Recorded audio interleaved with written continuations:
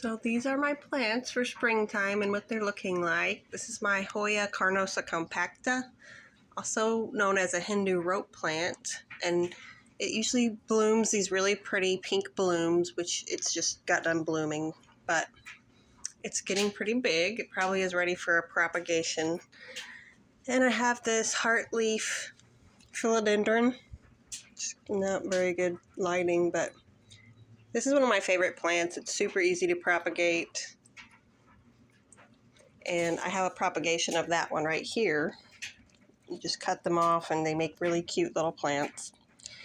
I have this pitcher plant, which is kind of struggling right now because I accidentally chopped it trying to propagate it and it might not survive, but it's okay. I have this pink princess philodendron, which I also have a propagation of that one up here as well, growing. And this one is an orchid, a purple one. I don't know the exact name. It's kind of struggling. And then I have a Monstera adansonii up here. And I mostly like to keep plants that I can keep in my aquarium if I need to. So I used to have like 50 plants, 50 different house plants. And so I'm kind of in recovery from being a plant hoarder. And I went to more plants that are easy and that I like.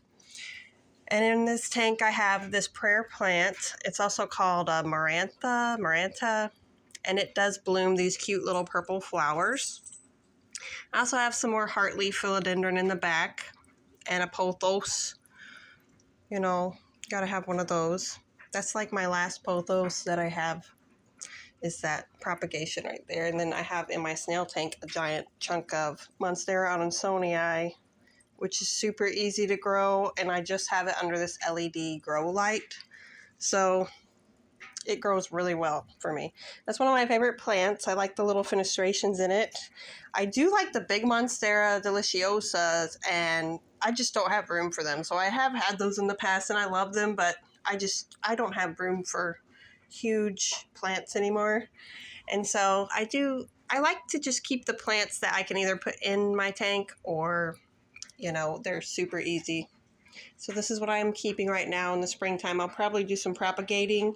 I also have some propagation tubes over here, those little glass tubes that I like to keep a little cutting in there. And, you know, that's what I like to do, is just propagate. And I painted this on my wall, some black-eyed Susans, because when you're in a trailer, you make it fancy. Okay, so this is what I'm keeping.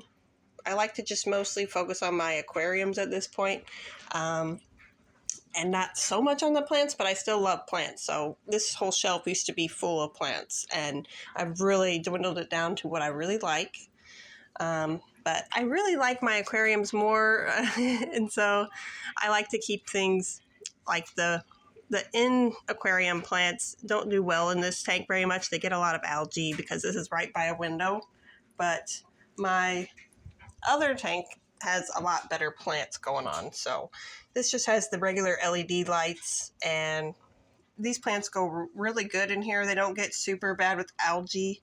And I really like the Anubias, the different varieties of that. I like the petite version, and then I also have, I think it's called something like Barteri or something like that. But it's a bigger leaf. It has a wider leaf, and I love that one. That's really pretty. So lately I've been doing mini water changes like every day, like maybe like 10%, because I was struggling with this tank a bit.